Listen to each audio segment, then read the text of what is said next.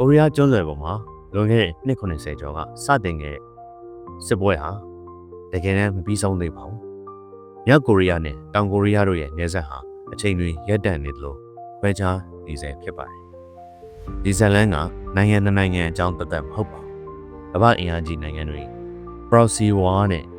ကမ္ဘာပေါ်မှာအနည်းရှိဆုံးနေရာတွေထဲကတစ်ခုအကြောင်းပဲဖြစ်ပါတယ်။ရာစုနှစ်ပေါင်းများစွာကတည်းကကိုရီးယားဟာစီးလုံးညီညွတ်တဲ့ဘရင့်နိုင်ငံတစ်ခုဖြစ်ခဲ့ပါတယ်။ဒါပေမဲ့1910ကနေ1945ခုနှစ်ထိဂျပန်ရဲ့သိမ်းပိုက်ခြင်းကိုခံခဲ့ရပါတယ်။ဂျပန်အင်ပါယာဟာရက်ဆက်ကြမ်းကြုတ်စွာအုပ်ချုပ်ခဲ့ပြီးကိုရီးယားလူမျိုးတွေကိုအာဓမလှုပ်အားခိုက်စေယဉ်ကျေးမှုကိုဖိနှိပ်ခါကျွန်းဆွယ်ကိုစစ်ရေးစခန်းတစ်ခုအဖြစ်သုံးချခဲ့ပါတယ်။ဒုတိယကမ္ဘာစစ်မှာ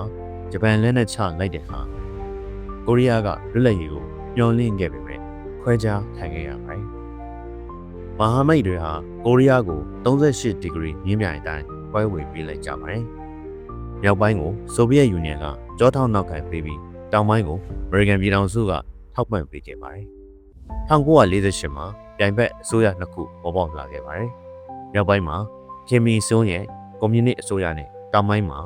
ဆိုင်မန်ရီရဲ့အရင်းရှင်နိုင်ငံတို့ဖြစ်ပါတယ်။တစ်ဖက်စလုံးက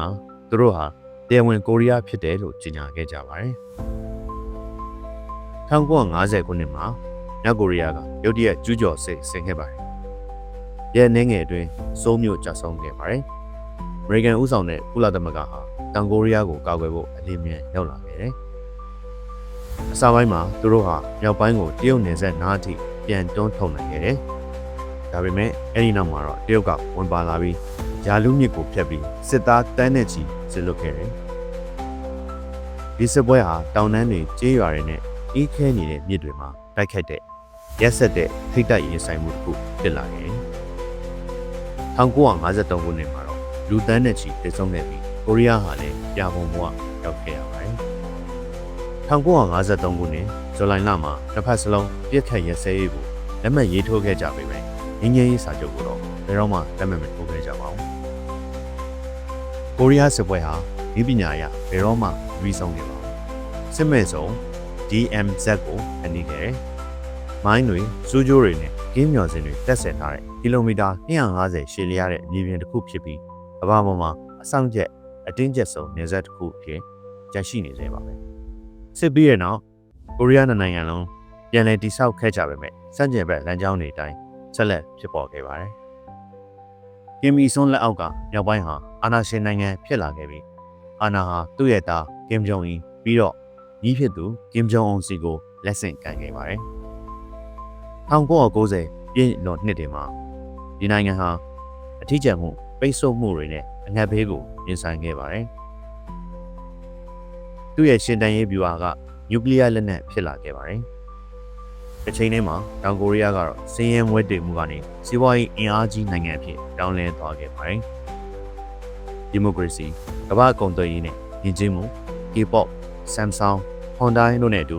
အာရှရဲ့အချမ်းသာဆုံးနိုင်ငံတွေထဲကတစ်ခုဖြစ်လာခဲ့ပါတယ်။ကိုရီးယားကျွန်းဆွယ်ဟာစစ်အေးတိုက်ပွဲရဲ့ရှေ့တန်းတိုက်ပွဲနေရာဖြစ်လာခဲ့ပါတယ်။အမေရိကန်ဟာတောင်ကိုရီးယားမှာစစ်သား3000နီးပါးဆက်လက်ထားရှိနေပါတယ်။တရုတ်ဟာမြောက်ကိုရီးယားရဲ့အသက်သွေးကြောဖြစ်တိတ်တဆိတ်ကူညီထောက်ပံ့မှုတွေကုန်သွယ်မှုတွေလုပ်နေသေးပါပဲ။ရုရှားကလည်းပြုံရမ်းတဲ့ဆက်ဆံရေးကိုထိန်းသိမ်းထားပါတယ်။မြောက်ကိုရီးယားကဒုံးကျည်စမ်းသပ်မှုတိုင်းဟာအမေရိကန်၊တောင်ကိုရီးယားနဲ့ဂျပန်တို့ရဲ့စစ်ရေးလေ့ကျင့်မှုတွေကိုတွန်းအားပေးလိုက်ပါပဲ။ဒီကျွန်းဆွယ်ဟာဒေသတွင်းပြည်ပခါတစ်ခုထပ်ပို့ပြီးအင်အားကြီးနိုင်ငံတွေရှင်ပြိုင်ကြတဲ့ကမ္ဘာလုံးဆိုင်ရာစစ်တူရင်ခုံတစ်ခုဖြစ်နေပါတယ်။ယနေ့ချိန်မှာလည်းတင်းမာမှုတွေမြင့်မားနေသေးပါပဲ။မြောက်ကိုရီးယားကဟိုက်ပါဆွန်နဲ့ဒုံးကျည်တွေစမ်းသပ်ခဲ့ပြီးတရှို့ဂျိုဒုတွေတောင်တွတ်တင်ခဲ့ပါတယ်။တောင်ကိုရီးယား၊ဂျပန်နဲ့အမေရိကန်တို့ဟာပူးတွဲရေတပ်လေ့ကျင့်မှုနဲ့အတူသူတို့ရဲ့မဟာမိတ်အဖွဲ့ကိုပုံမခိုင်မာအောင်လုပ်နေကြပါတယ်။ကာမန်ကိုရီးယားလူမျိုးတွေအတွက်ပြန်လည်ပေါင်းစည်းရေးအိမ်မက်ဟာအဝေးကြီးမှာရှိနေတော့မှာပဲ။မိသားစုဝင်တွေဟာဆယ်စုနှစ်များစွာကြာအောင်နေဆက်ကိုဖျက်ကျော်အတွေ့ဆုံနိုင်မဲ့ခွဲနေကြသေးပါပဲ။မြောက်ကိုရီးယားနဲ့တောင်ကိုရီးယားဟာအိမ်နီးနားချင်းတွေတက်ပို့ပါတယ်။သူတို့ဟာပွဲပြားနေတဲ့ကမ္ဘာရဲ့တင်ကြီးသားတွေဖြစ်ပါတယ်။တွေးခေါ်နဲ့တမိုင်းအကြောင်းကြောင့်ပွဲနေတဲ့မြေတစ်ခုတည်း စနစ်နှစ်ခုဖြစ်ပါတယ်။စစ်ရေးတိုက်ပွဲဟာဘာလင်မှာပြီးဆုံးနေပါတယ်။ဒါပေမဲ့ကိုရီးယားမှာတော့စစ်ပွဲဟာတကယ်တမ်းမြတ်တက်နေပါဘူး။ဒီကျွန်းဆွယ်ဟာငញ្ញရေးကိုမြင်တွေ့ရမလားဒါမှမဟုတ်ချိန်တွေရက်တက်နေလို့ကြန့်ရှိနေမလားဆိုတဲ့မေးခွန်းကတော့ကြန့်ရှိနေစေဖြစ်ပါတယ်။